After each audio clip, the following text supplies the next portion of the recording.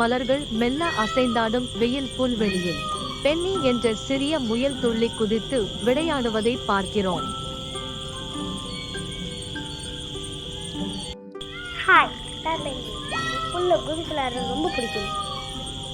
Penney அருகில் ஒரு இருண்ட காட்டை பார்க்கறான். மேலும் அவன் அதை பார்க்கறதுக்கு ரொம்ப ஆர்வமா இருக்கிறான். அதுக்குள்ள என்னன்னு பார்க்கறதுக்கு ரொம்ப ஆசையா இருக்கு. ஒரு வேளை சுவையான கேரட் கிடைக்குமா? பென்னி காட்டுக்குள் போகும் பொழுது ஃப்ரெடி என்ற நரியை சந்திக்கிறார். அது நட்பாக தெரிகிறது.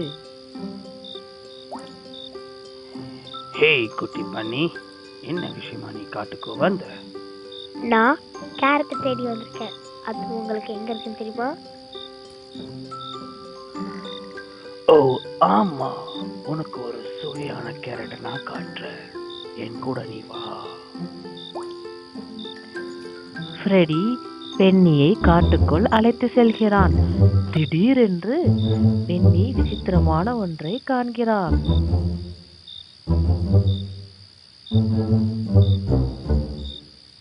ஹே, நில்லுங்க, அது என்னது?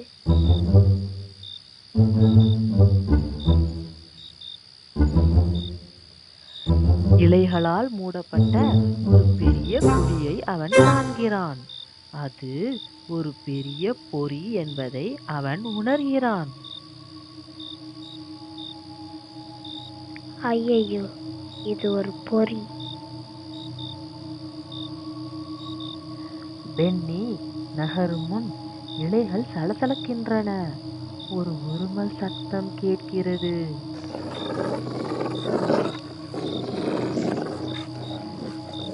Gotcha, bunny.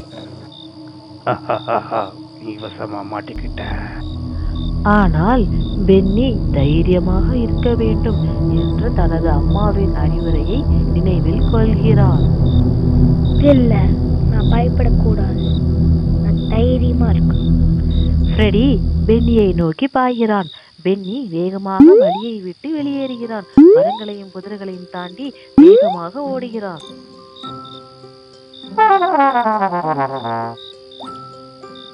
ஏய் பென்னி, எங்க ஓடுற? நீங்க வா.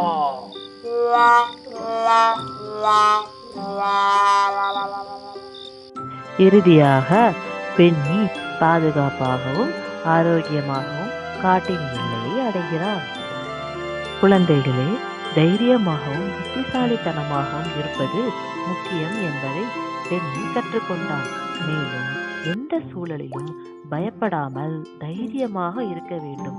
குறிப்பாக பிறர் நட்பாக தோன்றுவது போன்று அவர்கள் செயல்கள் நட்பாக இருக்காது. அதை நினைவில் கொள்ள வேண்டும்.